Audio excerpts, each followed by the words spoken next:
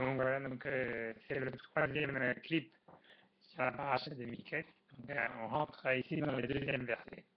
Donc après avoir analysé dans le premier clip le mot Miquel, fin ou summum, et cette connotation aussi, on rentre ici dans le deuxième, et ensuite après avoir appris le deuxième mot qui est intéressant dans la paracha, le mot Yehor, lumière, illumination, fleuve, et Nahar, qui est sa traduction en araméen. Et en quoi il y a une illumination sur la connaissance des causes et des conséquences, quelle est la cause des causes. On dans le deuxième verset qui va nous parler maintenant en fait du rapport à l'abondance et à la richesse. Donc le verset numéro 2 dit Vine minayor olot sheva parot yefot mare uveriot basar vatiaena ba'ahu. Donc le verset 2 dit Evin et voici. Donc c'est toujours Pharaon dans son rêve. Du fleuve, en lot, il monte 7 vaches. Il est fort marée. Belle à voir.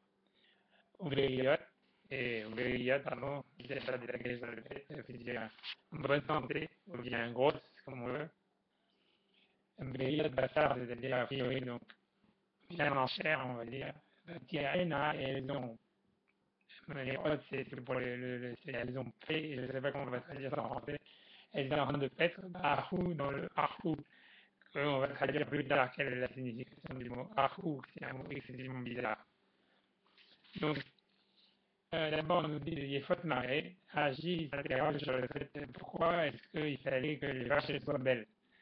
Si on voulait nous parler de l'abondance qui allait succéder dans ce rêve pharaon, il nous parle du futur, de l'abondance qui allait arriver sur l'Égypte. Alors pourquoi est-ce qu'il nous dit que les vaches étaient belles? Et si elles étaient moches, c'est différent. À partir du moment où elles sont grosses, une vache, c'est vrai gros. Et donc, du coup, quand on dit qu'elles sont grosses, on n'avait plus besoin de savoir qu'elles étaient belles.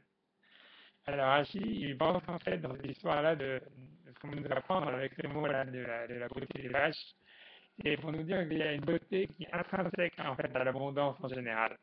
Et donc, Hachi, il va nous citer ce mirage qui est assez intéressant, extraordinaire, très joli. Et il faut se marrer, donc belle à voir. Simanou, c'est un signe. Inersoa, pour les années d'abondance, les années où on est rassasié. Que quand il y a beaucoup d'argent, quand c'est de l'abondance, toutes les créatures, ni autre ni la faute, l'olazo. Elles ont l'air belles les unes aux autres. C'est-à-dire que quand, en fait, quand il y a l'abondance, tout le monde est content de voir tout le monde. Tout le monde adore, tout le monde est le plus beau, tout le monde est le plus gentil, le plus joli. Quand par exemple vous avez des associés qui font un business et que le business il fait de l'argent, tout le monde est content, tout le monde, chacun va dire sur l'autre, ah quel sadique, quel grand pieux, quel homme honnête. Et par contre, dès que ça arrête de faire de l'argent, là, quelle ordure, quel voleur, etc. Et l'Église dit, et la faute de Marie Simon ou l'Imera Sova, ça part en fait des jours, des insignes pour les jours en fait de de l'abondance. Shavuot, la faute de l'azur, qu'à ce moment-là, les créatures, elles se trouvent belles les unes les autres. Parce que à ce moment-là, il n'y a pas l'œil d'une créature, elle n'est pas radine, elle n'est pas dure, farce, elle n'est pas, comment dire, rétrécie, elle n'est pas, c'est difficile à dire ça, ça veut dire, elle n'est pas, on veut dire, radine, elle n'est pas avare, elle n'est pas refermée. Hargata sur son ami. Et donc, selon Rashi, en fait, Rashi veut dire que quand on nous dit que, dans le verset, on nous dit que les vaches étaient belles, c'est pour dire en fait que l'abondance c'est beau. Voilà. Et il y a beaucoup de mirachim qui vont dans ce sens-là. Et donc ça, c'est l'interprétation de Rashi. Ahmadid, par contre, lui, il va pas être tellement positif sur la vision de l'abondance. Par exemple, c'est ça, il va poser son point là sur la fin du verset, puisque dans le verset, il y a marqué Vatiena Ba'ahu. Et donc Rachid traduit, elle est en train de paître dans le marais. Ahu, Rachid traduit également en français, marisque, le marais. Le marais, là où il y a le marais. Et donc c'était en fait C'est ça ce que ça veut dire, c'est-à-dire qu'il était en train de paître dans le marais. Et le Ramban, Nahmanide, il n'est pas d'accord avec ça. Lui, il pense pas qu'on peut expliquer le mot Ahou comme étant le marais. Il amène sur ça un verset de Job, le même verset d'ailleurs que Rashi a lui-même rapporté, où dans ce verset, il attaque que grammaticalement, c'est certain que Ahou, ce n'est pas le marais, mais c'est plutôt l'herbe qui grandit dans le marais, qui pousse dans le marais. Et donc, alors en bas, Nahmanide, il a un problème avec ce point-là. C'est parce que le mot bête, normalement le bête, la préposition bête, Bahou, dans le marais, si on traduit comme Rashi que le Ahou, c'est le marais, donc ça s'explique bien. Ça veut dire on va paître dans le marais. On va paître dans le marais. Par contre, si on dit que Ahou, c'est une herbe, on ne va pas paître dans l'herbe. On n'est pas en train de paître à l'intérieur de l'herbe. On pète, on mange de l'herbe. D'accord. J'ai dit on fume de l'herbe, mais on mange de l'herbe. Et donc finalement, la question elle est de dire, voilà, pourquoi est-ce que c'est marqué avec la préposition bête, avec la préposition à l'intérieur d'eux? Et donc, la Hadith dit non, en réalité, ce que ça veut nous montrer, cette préposition bête va tirer là-bas, où il était en train de manger dans l'herbe, c'est-à-dire qu'ils étaient tellement occupés à manger, tellement il y avait de l'herbe, c'était l'herbe qui les mangeait. C'était comme s'ils rentraient eux-mêmes dans l'herbe.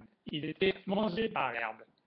Donc en fait, dans ces versets, il y a une discussion entre Rachid et Ahmadis, à savoir est-ce qu'il faut regarder d'une manière positive de l'abondance. Rachid dit que l'abondance c'est quelque chose de c'est quelque chose de beau, de positif. Tout le monde s'aime, tout le monde est extraordinaire quand on a de l'argent.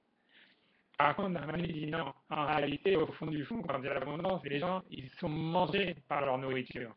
Ils sont tellement occupés à faire de l'argent qu'ils sont enfermés dedans. Et c'est la nourriture qui est en train de les manger alors qu'ils croient qu'ils mangent la nourriture. Ouais, peu importe, c'est une discussion. Les deux sont vrais. En réalité, les deux sont vrais. C'est deux choses tout à fait réelles. On ne peut pas cracher sur l'abondance, parce que c'est vrai que ça apporte la paix, et qu'en réalité, la nature humaine est parce qu'elle est. On a du mal à être heureux quand on est en manque, on a du mal à aimer les autres quand on est en manque. Et c'est ce que Rachid dit.